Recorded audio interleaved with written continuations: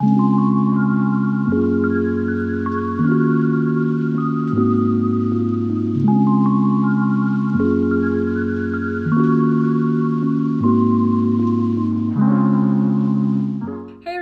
back to my channel, or if you're new here, welcome. My name is Ella, and for today's video we have voted on my Patreon to make a witch's bottle. Now this is straight from my book, the Book of Spells by Ella Harrison, by me.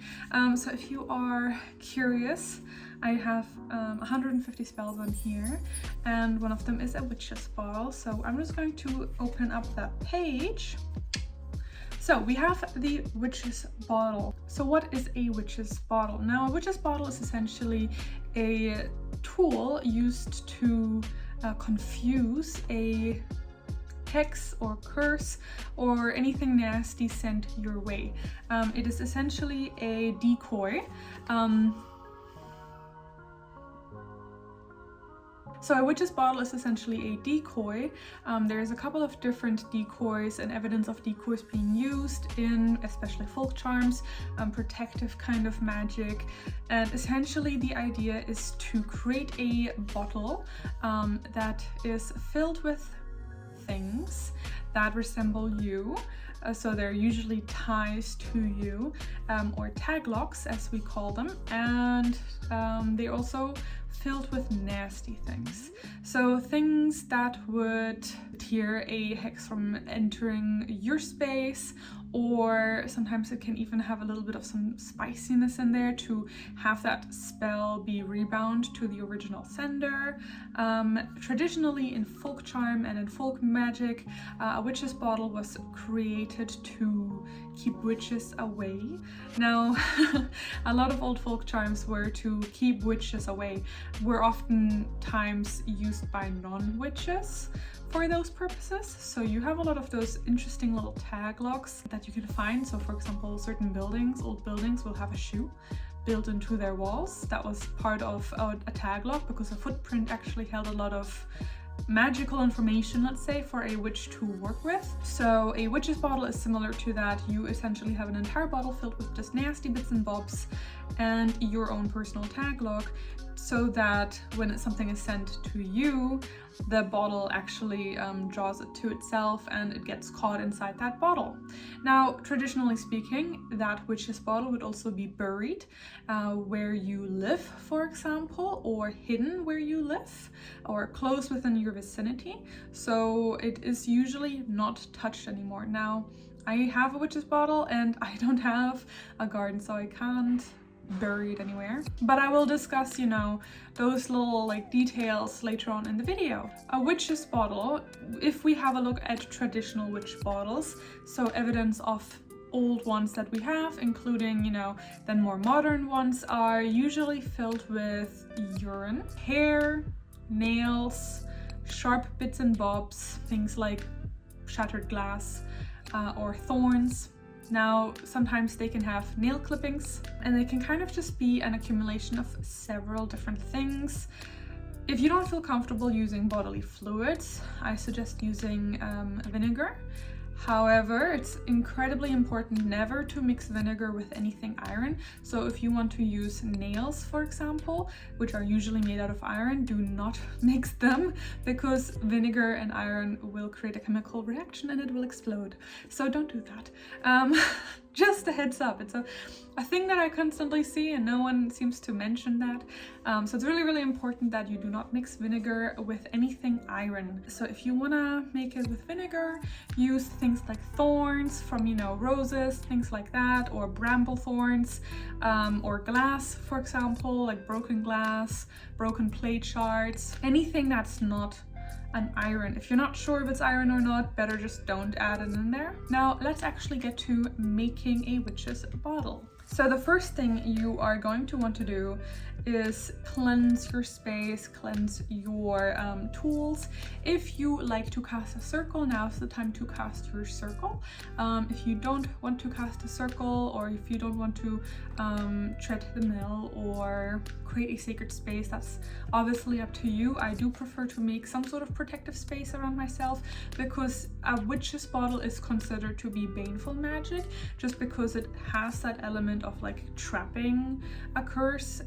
To me, I feel like it's an interesting conversation to have in general. When we talk about baneful magic, people are always assuming it's kind of like a negative thing, but traditionally speaking, we see baneful magic having been used most of the time by people that were, for example, not protected by the law, or that were common folk that just didn't have the same sort of rights, for example, or protection, you know. So baneful magic is an interesting one.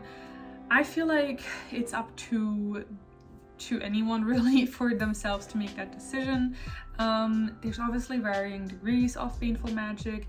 Now, a witch's bottle is more in the realm of protection, and yes, you can add more of a spicy twist to it so that it has a rebound effect, or that it's sent back to the original sender by adding a couple of different ingredients in there. However, if you're not comfortable with doing that, you don't have to do that, but just be aware that this type of working is not necessarily considered fluffy and happy.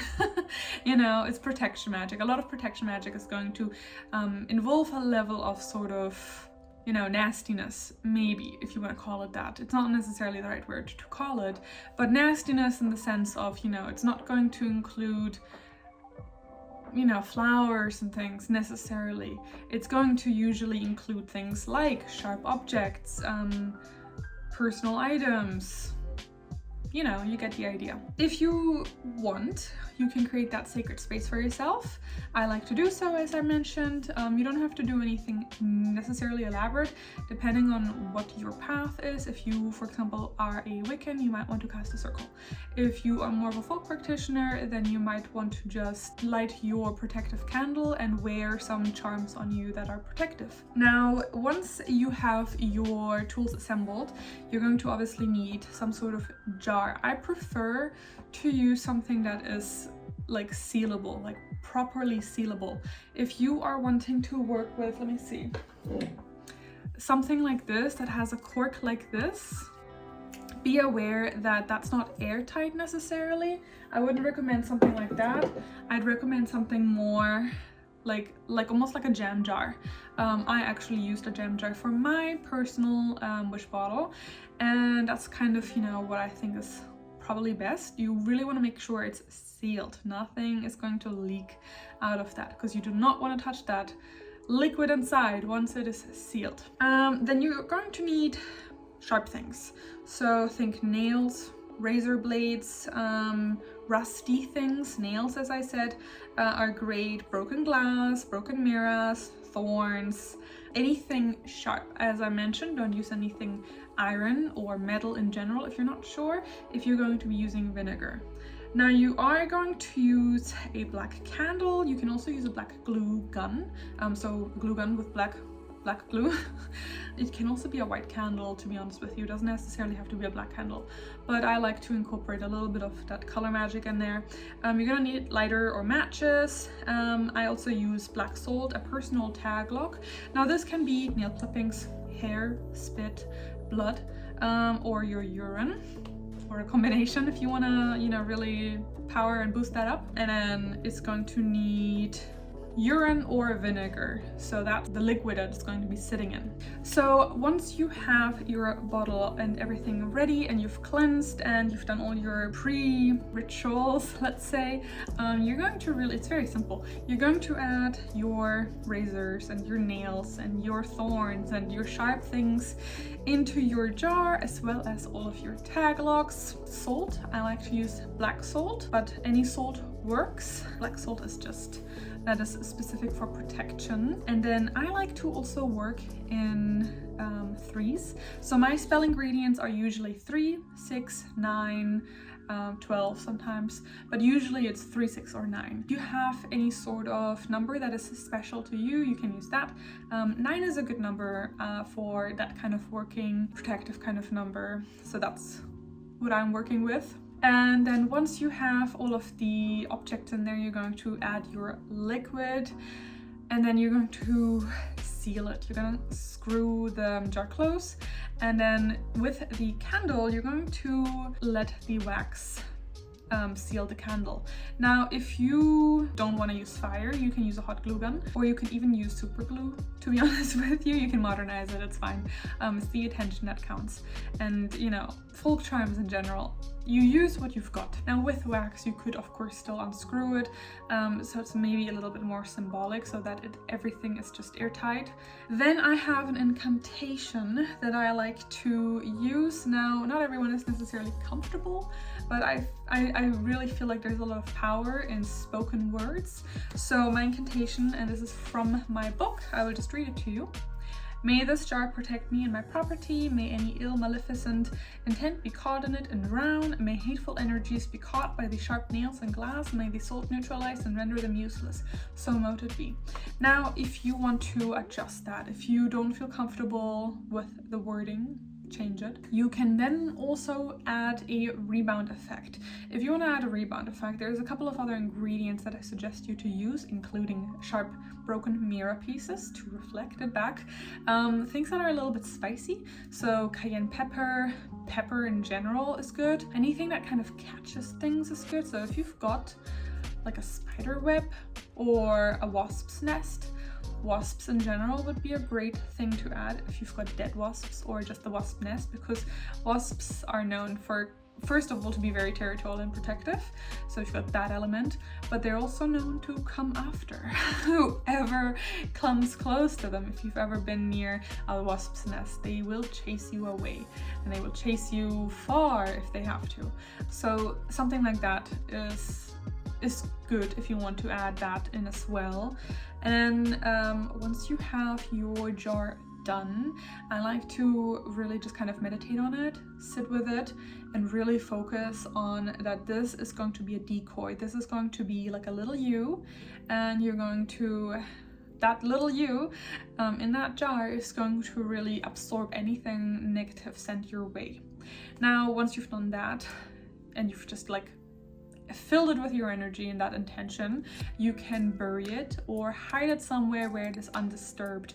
Now, if you want to bury it and you really want to use that like earth energy of like burying things and like, you know, use that energy and that essential elemental energy, you can do that by having, for example, a plant pot and just burying it in there, and then you could vamp it up and plant a protective plant on top, for example a cactus, a fly trap plant, anything like an ivy plant. Ivies are known to be protective as well. You could do that, or if you don't want to do that, you can just hide it somewhere where it will hopefully never be disturbed. So somewhere that is within your property, but somewhere that your pets, your children, your partner, your guests will not by accident stumble upon it and be like, what is this? You just want to leave it alone. The best time for this spell is, in my opinion, either a new moon or a waning moon. A waning moon, mostly because you are decreasing the chances of negative energy coming towards you, and a waning moon is really kind of associated with more protective work. New moons are great for anything protective. A full moon works too, of course, but a new moon is considered to be more in line of protection, warding, banishing, all that sort of stuff. And yeah, there you have it. Now on my page here, I do have thistles, so that's another thing you could add if you wanted to. But yeah, so that's part of a protection spell. It's a very simple thing to do. Has a lot of basis in folklore and folk magic. We have a lot of different types of these jars, especially in England, that have been used. And yeah, so you can make it really personal and add other ingredients that you find are good for that sort of thing. Now, the reason that you're using all these personal items is again to create that decoy, to make it seem as if it is you. Urine in particular has interesting lore to it, because urine is your like straight up DNA. It goes, you know, it completely goes through your body. It picks up everything in your body. I mean, even when you go to the doctor and they test your urine, you know, they take a urine sample, they can pick up everything that is up with your body, right? Or most things. So urine is very, very popular in folk magic and has been used in a lot of folk magic. Now, another thing that I find interesting is actually, and my mother actually, I was talking with her about witch bottles, and she kind of, she has a degree in biology, and she was like, oh, that's really interesting considering the fact that urine can also be antiseptic, and it has that like protective sort of energy to it, let's say, right? It protects you from harm and from being hurt physically. So I feel like that's an interesting way to kind of look at it as well. A lot of times there is a practicality element to ingredients that you choose. For example, as I just mentioned with the wasps, right? There's that symbolic sort of element of wasps and their practical kind of what they do. And the same can be said for, you know, thorns and spider webs and rusty iron nails. So you do, you know, or pepper being very like, it usually makes people sneeze, and it usually makes people, you know, feel kind of like, oh, heat, depending on how much pepper. And you just kind of are adding things that nature has intended to be either protective or warding, or a little bit more pain related. Now again, if you don't feel comfortable being more pain related and you just want it to be more like for personal warding, you can leave out things that are more outward and keep it more towards your own personal protection. So if you don't want to use wasps, if you don't want to use wasps' nests or the mirrors which would reflect, that's obviously up to you. Spells, in my opinion, should always be adapted. I'm just noticing that there's like a siren in the background and I've been talking for like minutes straight. It's fine. It's fine. But yeah, so that is on witches bottles. They are a great way to create protection around you, and it's a great thing to do because it just really needs to be done the one time and then left alone basically forever. The only time I would ever touch it is when you're moving. And in case you're wondering what to do with it, well, you can either take it with you depending on where you're going. If you're going through the airport, maybe don't, because that's gonna be tricky, and it might, you know, not make it, and then it kind of just explodes in your suitcase or luggage. It's just not good. So, you know, if it's a car trip away, you can take it. If you want to dispose of it, make sure that all of the parts of your witches bottles are biodegradable, because then you could technically bury it in, for example, a forest. Now, if there's any element at all to this bottle that is unnatural, so for example, there's paint on your bottle, or if you've been using the glue, for example, it's not good for the environment. So in that case, I would just chuck it in the bin, to be honest with you. You can do a little bit of a ritual, let's say, where you kind of intentionally tell the jar, all right, it's done its job. It no longer needs to continue warding for you. There's always going to be a level of it's going to tie to you. However, because of the intention of it, you know, attracting the hex for you, if you throw it out and it's still going to have that element, I don't think it's necessarily a bad thing. It's not like a normal jar spell, for example, where you want to pick everything apart, cleanse it, and then it's back to neutral. An extra level of protection is not going to be a bad thing. And if it lands in a landfill, it's not going to be a horrible thing if a hex is sent that way. I mean, you know, oh well, I guess. So yeah, that is really it on the witch bottle. I hope you enjoyed it, and I will leave resources and sources in the description box below. I am going to be writing an article on witch bottles for my Patreon with more in-depth sort of history of the witch bottle, and So if you're interested in that, check out my Patreon. I have a couple of different tiers, starting with a $1 tier for Discord, just the Discord chat access. And then I have the tier 2, which is more exclusive kind of content. And then tier 3 is where I share grimoire pages and things like that as well. So yeah, if you would like to check it out, that means a lot to me. And of course, if you like this video, consider giving it a like, subscribe, and hit the notification bell. And all my socials will be linked in the description box as well, of course. But yeah, hope you have a wonderful day and that you took something away from this video. And thank you so much for watching. Blessed be. Bye.